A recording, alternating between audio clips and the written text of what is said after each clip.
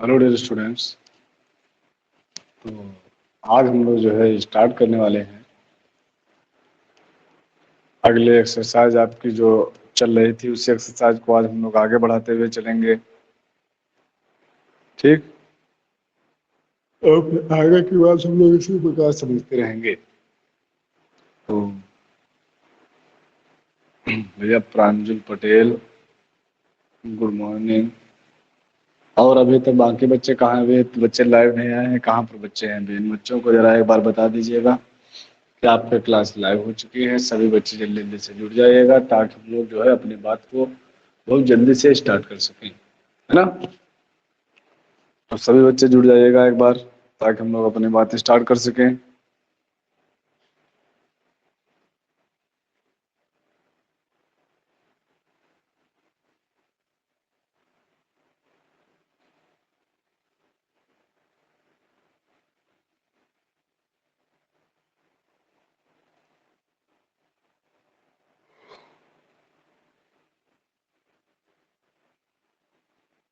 जल्दी से बच्चे सभी लाइव आ जाएगा। देखिए भैया प्रांजल पटेल, एक बार जो बच्चे जुड़ते हैं जरा उनको एक बार बता दीजिएगा कि आपकी क्लास लाइव हो चुकी है। जल्दी से आइएगा लाइव, तो हम लोग स्टार्ट करें।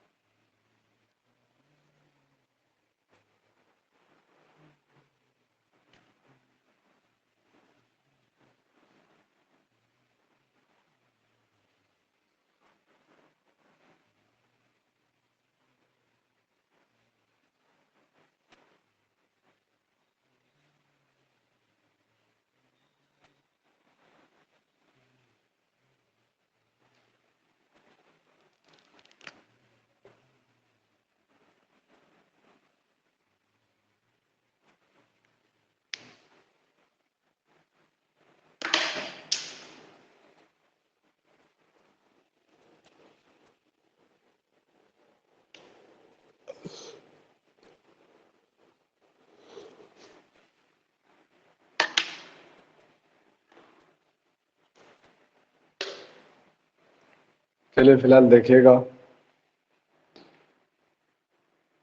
देखिए हम लोग जो है गुणोत्तर श्रेणी पढ़ रहे हैं भैया, है ना। ये जो हम लोग गुणोत्तर श्रेणी पढ़ रहे हैं इसी को जरा आगे की ओर आज लेकर के चलते हैं। आगे की बात समझिएगा जरा भैया एक बार ध्यान से सभी बच्चे। देखिए तो हम लोग क्या कहेंगे। देखिए आप लोग ये जो गुणोत्तर श्रेणी पढ़ रहे थे ना, गुणोत्तर श्रेणी समांतर श्रेणी पढ़ रहे हैं, जरा इसके बार देखिएगा कुछ फार्मूले जो आप इसमें यूज नहीं हुए हैं लेकिन क्वेश्चंस इनके आते हैं। तो फार्मूले एक बार देखिए, गुणोत्तर श्रेणी के एक बार हम फिर से बता देते हैं, समांतर श्रेणी के एक बार जो हमने फार्मूले बताए थे। तो गुणोत्तर श्रेणी वाले फार्मूले एक बार रिवाइज कर देते हैं ताकि आप लोग अच्छी तरीके से समझ सकें। जो बच्चे बाद में जुड़े हुए हैं उन्हें कम समझ में आता होगा फिलहाल संभवतः। तो हम एक बार जो है पहले फार्मूलों को एक बार रिवाइज करे दे रहे हैं ताकि आप लोग जल्दी से समझ सकें। देखिएगा जो हम लोग श्रेणी पढ़ते हुए चले जा रहे थे, सबसे पहले तो हमने बताया था, देखिए श्रेणी से पहले हमने बताया था कि आपका एक श्रेणी का सीक्वेंस होना चाहिए, एक सीरीज बनी होनी चाहिए। जब सीरीज बनी होती है तो फिर श्रेणी को हम लोग उसके क्रम में व्यवस्थित कर सकते हैं। एक सीरीज वाली श्रेणी को एक निश्चित क्रम में व्यवस्थित करके फिर हम लोग उससे क्या कर सकते हैं भैया, श्रेणी बना सकते हैं। तो ये बात तो आप लोगों को बहुत पहले से पता ही भी होनी चाहिए। अब देखिए उसके बाद की अगर हम लोग बात करें, है ना, उसके बाद की अगर हम लोग बात करें भैया, ध्यान दीजिएगा जरा। हाँ, उसके बाद अगर हम लोग बात करें आकर के, तो ये जो आप लोगों ने श्रेणी पढ़ी थी भैया,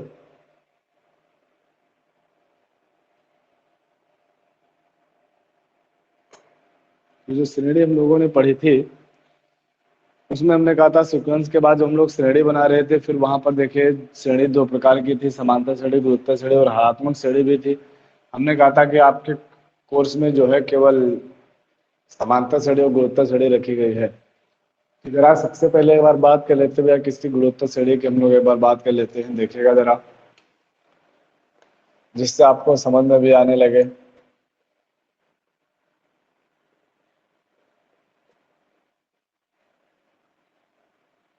जिसको हम लोग क्या कहते हैं, ज्योमेट्रिक प्रोग्रेशन।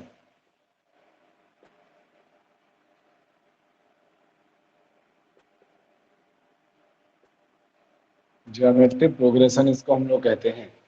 देखिएगा जरा, ज्योमेट्रिक प्रोग्रेशन की भी अगर हम लोग बात करें, ठीक, ज्योमेट्रिक प्रोग्रेशन की अगर हम लोग बात करें आकर के, ध्यान दीजिएगा जरा, तो हम लोग कहेंगे इसको, देखिए शार्ट में हम लोग कहते हैं जीपी। शार्ट में हम लोग क्या कहते हैं, जीपी कहते हैं।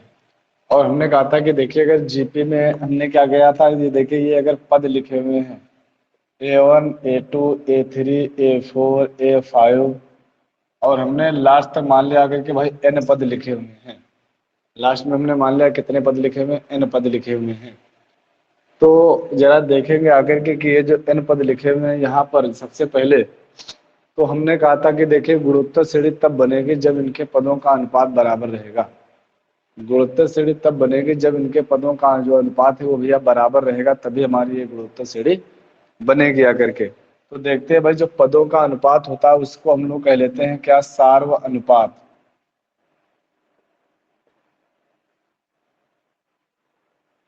तब उसको हम लोग क्या कह लेते हैं, सार्व अनुपात। देखिएगा सार्व अनुपात होता क्या, हम लोग कैसे निकालते हैं भाई, दूसरे पद को पहले से भाग कर दिया जाए, तीसरे पद को दूसरे से भाग कर दिया जाए, चौथे पद को तीसरे से भाग कर दिया जाए, पांचवें पद को चौथे से भाग कर दिया जाए, यानी उससे कम वाले पद से भाग कर दिया जाए। और ये सभी बराबर बराबर आने चाहिए। तो इस प्रकार की जो श्रेणी होगी आकर के, उसको हम लोग क्या कहेंगे आकर के, गुणोत्तर श्रेणी ज्योमेट्रिक प्रोग्रेशन कहेंगे। तो जरा देखते हैं, देखिए अगर इसको हम लोग और इसी प्रकार बढ़ाते चले तो क्या आ जाएगा, an/an-1। तो यही भैया सार्व अनुपात का फार्मूला बन जाएगा अगर के क्या, an/an-1। इससे हम लोग क्या निकाल पाएंगे भैया, सार्व अनुपात निकाल पाया करेंगे। इससे हम लोग क्या करेंगे भैया, सार्व अनुपात निकाल पाया करेंगे। देखिए यदि हमने मान लिया भाई गुणोत्तर श्रेणी का प्रथम पद a है, यदि जीपी का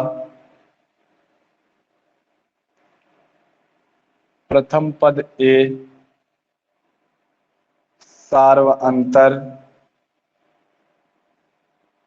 और डी, सॉरी सार्व अंतर नहीं यार, सार्व अनुपात,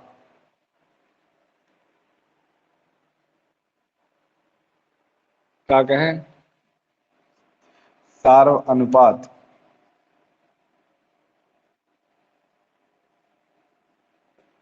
क्या हो आर, तब हम लोग देखे भाई गुणोत्तर श्रेणी हम लोगों की क्या बनेगी। तब कहेंगे गुणोत्तर श्रेणी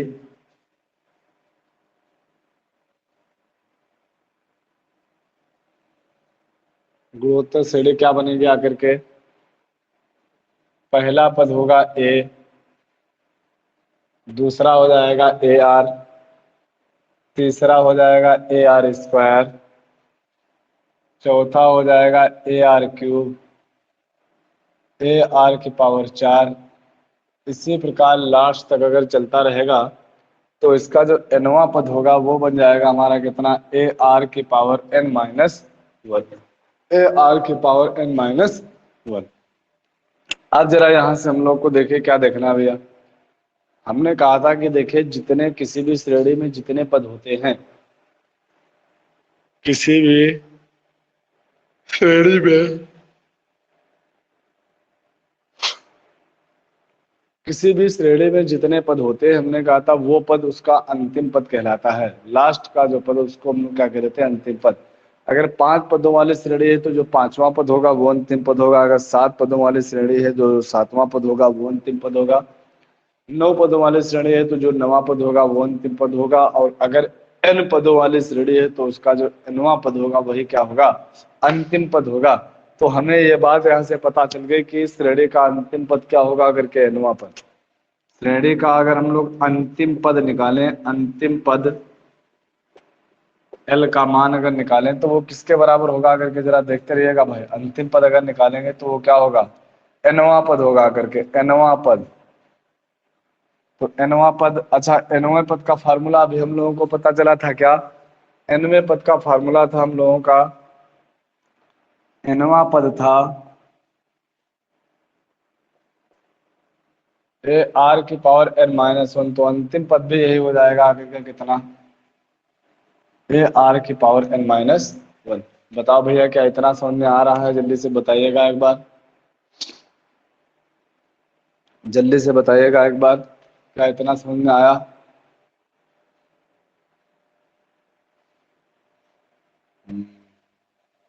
ठीक, आ गया है समझ में। तो ये इसका क्या कहलाएगा? एनवा पद कहलाएगा।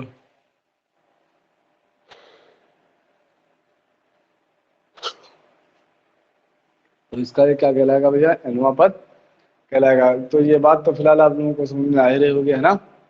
ये बात आप लोगों को समझ में आ रही होगी। बताओ जरा इसको हटा करके और आगे बताएं।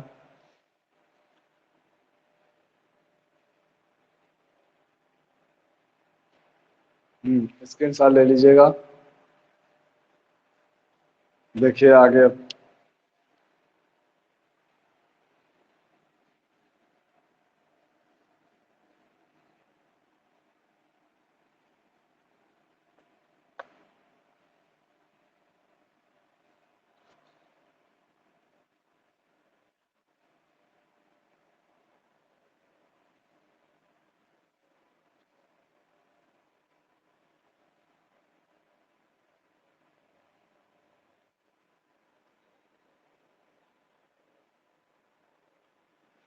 आप जरा देखिएगा आकर के भैया, यहाँ से हम लोग क्या कहेंगे? अगर श्रेणी का पहला पद था, प्रथम पद था ए, श्रेणी का प्रथम पद क्या था? ए। दूसरा पद क्या हो गया? A R.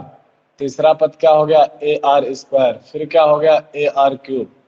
और यदि इसी प्रकार आगे हम लोग बढ़ते हुए जा रहे थे तो लास्ट में कितना आ रहा था?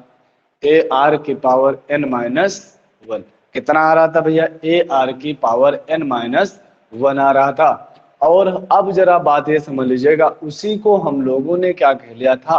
अंतिम पद कहा था। उसी को हम लोगों ने क्या कहा था? अंतिम पद कहा था। क्या इतनी बात सभी को समझ में आ रही है? उसी को हम लोगों ने अंतिम पद कहा था। तो ये हो गया आकर के लास्ट वाला अंतिम पद हो गया एल। अब जरा अगर हम लोग देखें तो दूसरा पद हो गया था ए और इंटू आर, ए और इंटू आर।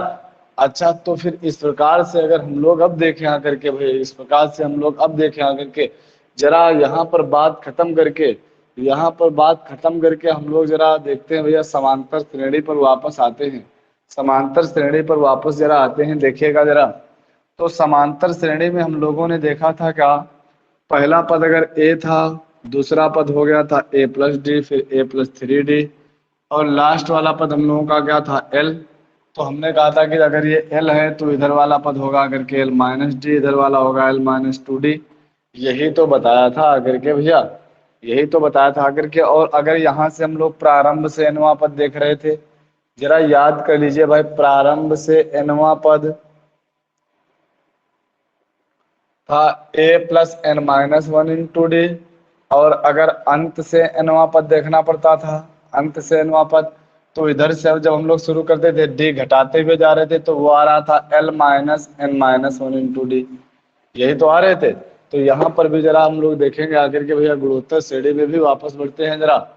तो यहाँ पर देखना क्या देखते हैं भाई, ये हो गया था एल, तो इससे पहले वाला पद क्या होगा? अगर ये इधर प्लस में डी चल रहा था तो इधर माइनस में डी आया था, इधर इंटू में डी चल रहा है तो इधर किस में आएगा? अपान में डी आ जाएगा। इधर किस में आएगा भाई? अपान में डी आ जाएगा। तो हम लोगों की श्रेणी क्या बनेगा अगर के? L, L upon R, L upon R square, L upon R cube, और इसी प्रकार से ये आगे जाएगी, इसी प्रकार से ये आगे की ओर आएगी। तो यहाँ पर हमें श्रेणी तो फिलहाल पता चल गई। हमें तो यहाँ से प्रारंभ से एनवा पद और अंत से एनवा पद भी हम लोगों को पता चल गया। तो यहाँ से देखते हैं भैया, प्रारंभ से एनवा पद का फार्मूला था, प्रारंभ से एनवा पद, प्रारंभ से एनवा पद हम लोगों का था ए आर की पावर एन माइनस वन। और यदि यही हम लोगों से अब अंत से कहा जाए तो कितना आ जाएगा? अंत से अगर कहा जाएगा तो एल अपान आर की पावर एन माइनस वन आ जाएगा। अगर इधर देखो प्लस में था तो ये माइनस में हो गया था, और ये इधर इंटू में था तो अपान में आ जाएगा। तो सिंपल है भैया इतना। अब n पदों के योगफल का फार्मूला देख लेते हैं, देखिएगा भैया जरा। अब देखते हैं n पदों का योगफल, इसमें गुणोत्तर श्रेणी की बात चल रही है। तो एक होता है Sn बराबर a ब्रैकेट में r की power n minus one upon r minus r, और दूसरा होता है भाई a ब्रैकेट में 1 माइनस आर की पावर n बटे 1 माइनस आर। ठीक, ये होता है। हमने कहा था ये तब होता है जब r इज लेस देन 1 होता है, और ये कब होता है जब r इज ग्रेटर देन 1 होता है। ये दोनों के लिए हम लोगों ने फार्मूला देख भी लिए थे। अब इसके साथ साथ अब आपका आता है, यदि हम लोग क्या कहते हैं भाई, यदि हम लोग क्या कहते हैं कि अगर कहीं पर हमें 3 पद गुणोत्तर श्रेणी में पता चले, हम क्या कहें, यदि ए कामा बी कामा सी गुणोत्तर श्रेणी में हो, तो इसके लिए एक संबंध होता है B square is equal to A C, यानी बीच वाले पद का वर्ग इन दोनों के गुणनफल के बराबर होता है। और यदि यही समांतर श्रेणी में पढ़ रहे थे हम लोग, ठीक, समांतर श्रेणी में पढ़ रहे थे, तो था बीच वाले पद का दोगुना इन दोनों के योगफल के बराबर। ये आया कहाँ था, हमने कहा था इसका सारवांतर निकाले, इधर सारवांतर निकाले, दोनों बराबर कर दीजिए, यही आ जाएगा। इसके लिए आप इधर का सार अनुपात निकालिए, बताओ कितना आ जाएगा, बी अपान ए, इधर निकालेंगे आपका आ जाएगा सी अपान बी, दोनों के गुणा करेंगे तो B square equal to A सी।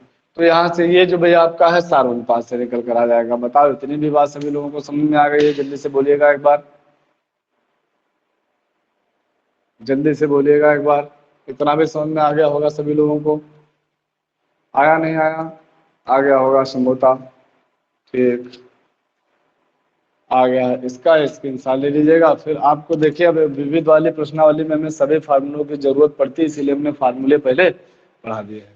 फिर अब हम लोग नेक्स्ट डे क्या करेंगे, एक्सरसाइज से स्टार्ट कर लेंगे। तो बात यहाँ तक के समझ में अगर आ गई हो तो फिर अच्छी बात है, इसको रिवाइज कर लीजिएगा आप लोग। स्क्रीनशॉट लेना चाहें ले लीजिएगा, देखिए स्क्रीनशॉट ले लीजिएगा भाई, फार्मूले आपको पढ़ना पड़ेगा। तो फिर हम लोग अब इसके बाद भाई आगे बढ़ जाते हैं।